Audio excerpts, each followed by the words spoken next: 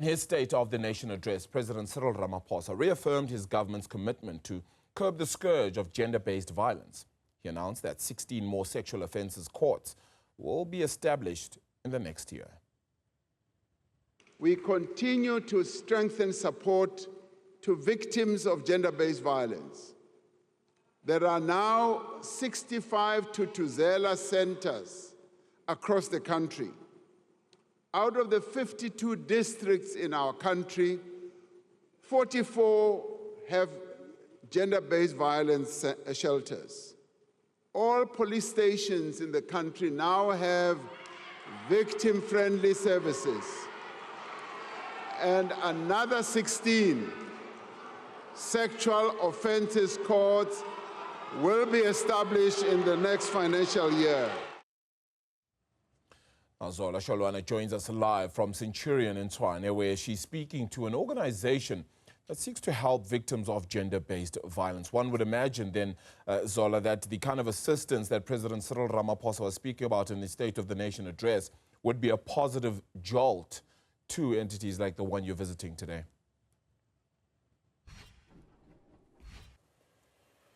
Well, yes, indeed, Arabile, but I'm afraid when you are engaging with GBV organizations and also some of the survivors, they are saying that what the president was saying during his SONA address is not a real reflection of what is happening on the ground.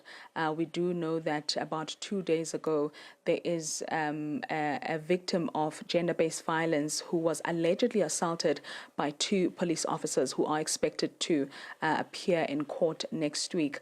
We have heard about these victim-friendly desks, which according to some organizations, they are not functional, and they are also claiming that most police officers are not well trained to deal with victims of gender-based violence. But let's bring Lebogang Modau, who's actually going to tell us more about what the president has said, or rather give us a reaction. Lebogang, thank you very much for your time. You might have heard what the president said about, gender-based violence, victim-friendly centers in police stations.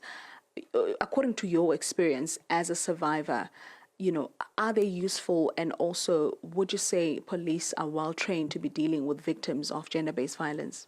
I think we as a Free World Initiative, not only am I a survivor myself of rape, and I experienced horrible interactions with the police officers, but every single victim or survivor that we have helped or dealt with also finds it challenging to report a case. There's lots of obstacles that come with reporting. Number one, the so-called GBV desks most times are non-functional or are being used for other situations.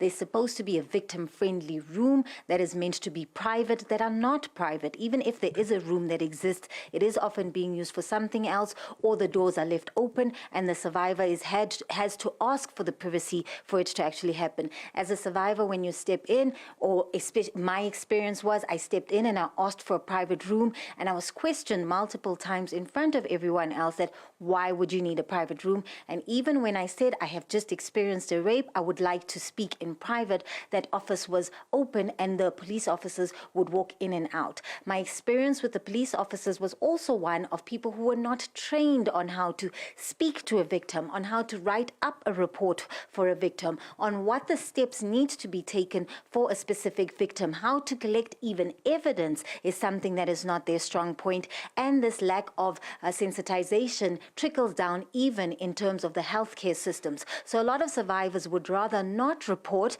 because of what they experienced, the re-victimization, who being asked, what were you wearing, where were you, what were you doing in those cases. And if it is a domestic violence case, they are often sent home, that go and sort this out at home. This is a family or domestic matter. If it is somebody who is in a position of power that is a perpetrator, we are discouraged. I was discouraged by the police officers being told that, are you sure you want to report a case like this? Would you not rather deal with it privately? And there is also dockets that go missing, which often, even when we have reported the case, because of these challenges that we face, you find yourself wondering, why should I report? And that's why there were even organizations organizations called 1 in 9. Only 1 in 9 victims were reporting the case, but we've seen that in Gauteng, it's actually 1 in 24, and the lack of justice after that also deters people from reporting, because now you're finding yourself in the same street as your perpetrator who's never been arrested. So these are some of the challenges that are faced.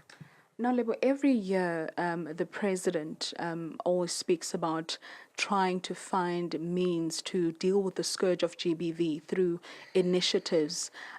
We heard about Tutuzela centers that are across the country.